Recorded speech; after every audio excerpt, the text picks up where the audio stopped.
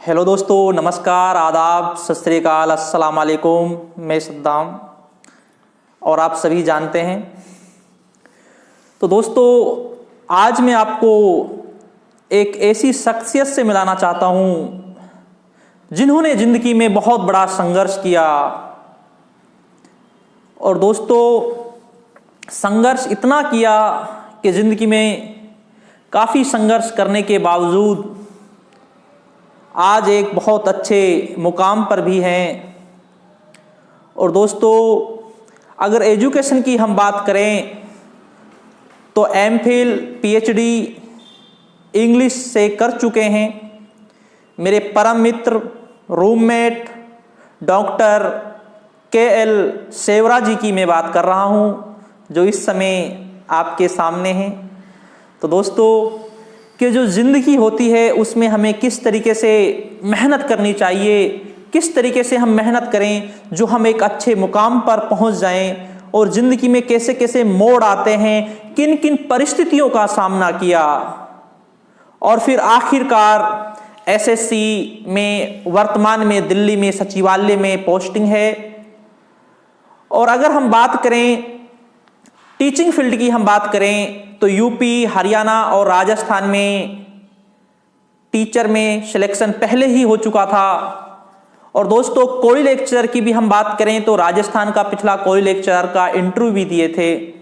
तो दोस्तों, आपके सामने उपस्थित हैं डॉक्टर KL सेवरा जी।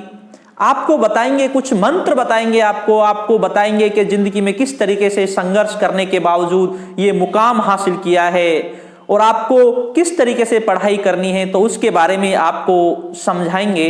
तो दोस्तों, डॉक्टर KL सेवरा जी। नमस्कार साथियों, मैं डॉक्टर KR सेवरा हूँ। खान साहब ने मेरा इंट्रोडक्शन आपको पहले ही दे दिया है।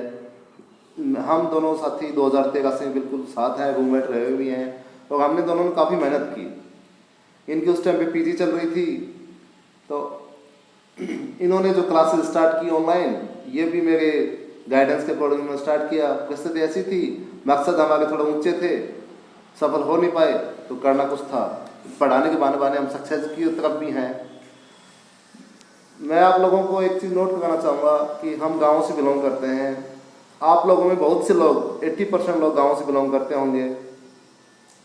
फर्स्ट ऑफ ऑल तो गांव के बच्चों को एक तो गाइडेंस का अभाव होता है, उन लोगों को ये नहीं पता होता क्या पढ़ना चाहिए, क्या छोड़ना चाहिए। नंबर 2, बहुत से लोग ऐसे होते हैं जो पढ़ते हैं, बेचारे उनको निराश कर देते हैं, अड़ोसी पड़ोसी कर देते हैं, टॉन्ट कस के, जो है एग्जाम्पल ताने बाने दे के पूछते हैं कि बेटा तेरा सिलेक्शन हुआ नहीं हुआ।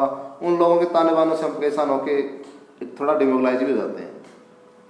अगर आप सही तरीके से मेहनत कर रहे हैं, उन चीज़ों को अवॉइड करना सीखें। इन चीज़ों से मैं गुजर चुका हूँ, अच्छी तरह गुजर चुका हूँ। वही इंसान सुबह पूछता है, वही इंसान शाम को पूछता है बेटा सिलेक्शन हुआ नहीं हुआ। दिन अगर सुबह से लेकर शाम के बीच में सिलेक्शन हो गया, सुबह तो उसने पूछा ही था, वो क्या होते हैं, वो टॉर्चर करने वाली बात। बिल्कुल, ये सबके साथ होता है दोस्तों। उन लोगों को अपने बच्चों की चिंता नहीं होती है, वो अड़ोसी पड़ोसी के बच्चों को देखते हैं। दूसरी बात, बहुत से लोगों के आपको मुझसे सुना होगा, यार पढ़ाई करना बहुत टफ काम है, 18 घंटा पढ़ना चाहिए, 16 घंटा पढ़ना चाहिए, 14 घंटे पढ़ना चाहिए। मेरा मानना है कि पढ़ाई से इजी काम कोई भी नहीं है। आपको दिमाग में गलतफहमी हो तो आप अपने गांव के अंदर देख लो, लोग जो मजदूरी पे जाते हैं, खेती पे जाते हैं, या कुछ भी काम जाते हैं, वो सुबह 6 बजे जाते हैं, रात को 9 बजे तक आते हैं। मिलता क्या उनको? सबसे इजी काम पढ़ाई है। अगर आप बेस्ट में बैठ के पढ़ोगे ना, तो आपके पेरेंट्स आपको वहीं पे खाना पकड़ाएंगे, वहीं पे आपको दूध मिलेगा। दूसरी बात यह है कि पढ़ाई घंटों में मायने नहीं रखती। मैं ये कहता हूँ मिनिमम 6 घंटे पढ़ लो आप, लेकिन आपने उस 6 घंटे में क्या पढ़ा है, आप उसका मूल्यांकन करो शाम को। आप रिविजन सबसे ज़्यादा होना चाहिए। ऐसा नहीं किताब पढ़ के रख दी, आप रखने के बाद ये सोचो कि मुझे क्या याद है, उसका रिविजन करो, मेमोराइज करो उस चीज़ को कि हाँ मुझे कितना % याद हुआ है। जो अगर याद नहीं आएगा ना, वापस बुक उठा कर देखो, बुक आपके सामने ही है।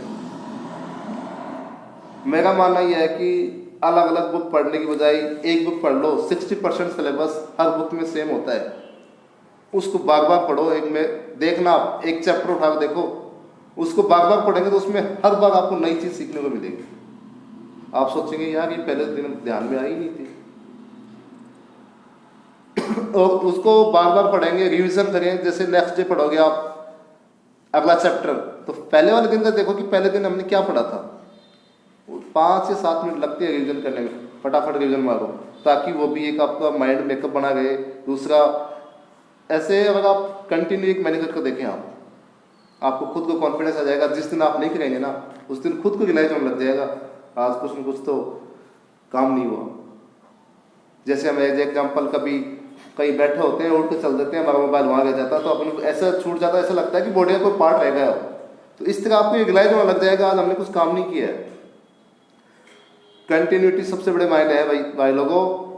परसेंटेज कोई मायने नहीं है, 10वीं में उसके 40 बनी है, 50 बनी है, बीए में कितनी बनी है, परसेंटेज वाले यही कह जाते हैं। अगर आप कंटिन्यू रेगुलर पढ़ोगे, डेली अपना मूल्यांकन करेंगे, तो देख लेना आपको सक्सेस आपके कदमों में होगी। ये मैं खुद का अनुभव बता रहा हूँ।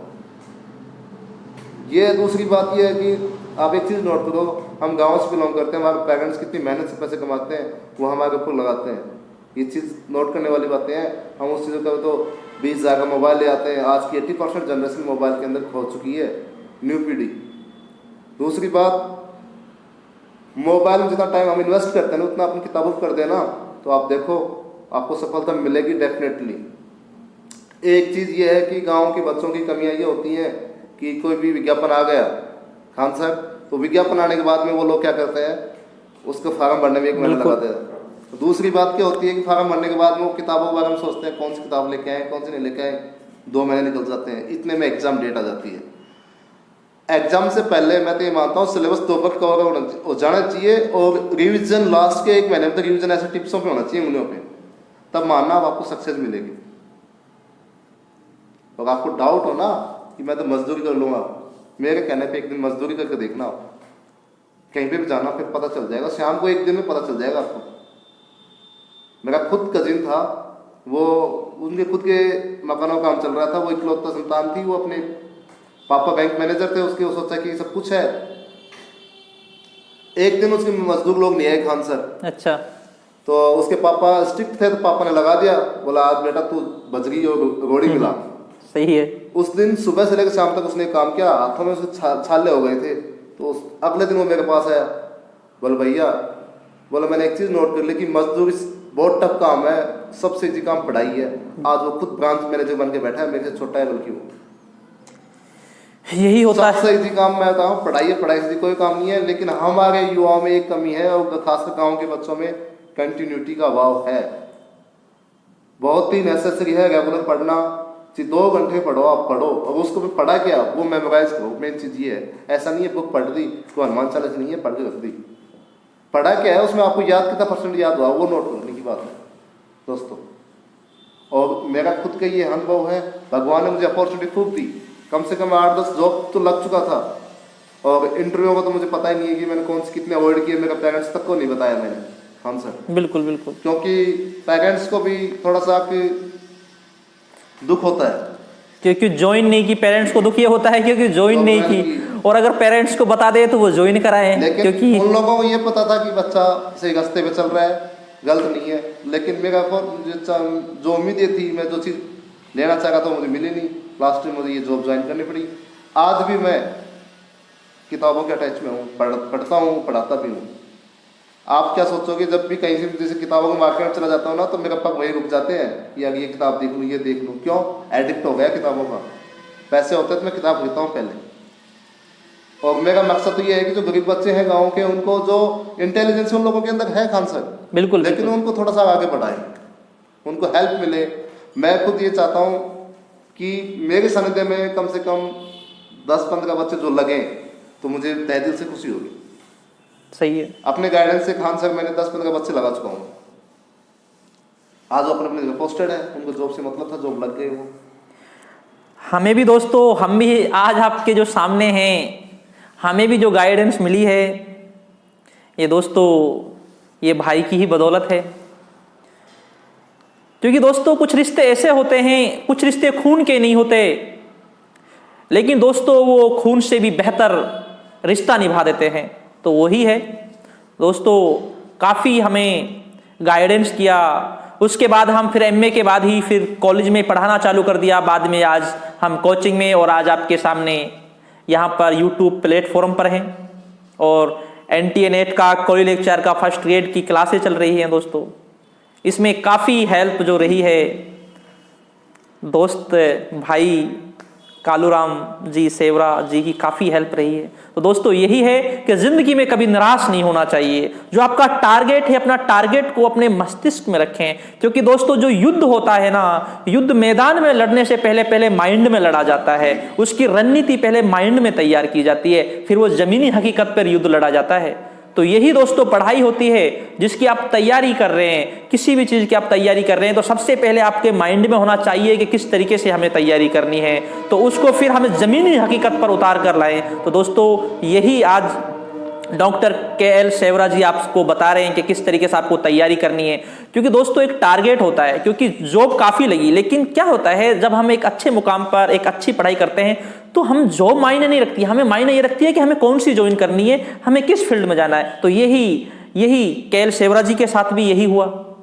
आज वर्तमान में सचिवालय दिल्ली में जॉब कर रहे हैं SSC के थ्रू दोस्तों, ऑफिसर रैंक पर हैं और पिछला कोई लेक्चर का इंटरव्यू भी दिया था। तो दोस्तों और देखो, आप देखिए सादा जीवन, कोई पर्सनैलिटी से देखकर नहीं लगता कि इतना पढ़ा लिखे हैं, MPhil PhD, लगता है पर्सनैलिटी से देखने में। तो दोस्तों यही है, जो ये कपड़े होते हैं, जो ये कपड़े जो लिबास होता है, इसको हम जो लिबास होता है ये बाहरी रूप होता है, लेकिन जो ये टैलेंट होता है ना, ये बहुत एक स्थायी होता है। और आपको पता है ना, जो एक हम रुपए से केवल हम अपने लिबास बदल सकते हैं, रुपए से केवल हम अपना लिबास बदल सकते हैं।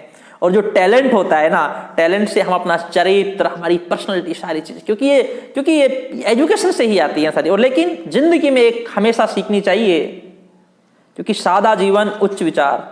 लगते हैं आपको कि आजकल कोई छोटी सी पोस्ट पर भी जाता है तो उसकी रहने सहने का तरीका बदल जाता है। क्यों? क्योंकि दोस्तों उसका टारगेट ही एक छोटी पोस्ट का होता है। अगर उससे छोटी से थोड़ी सी बड़ी मिलती है तो पता नहीं अपना आपको क्या समझ जाता है।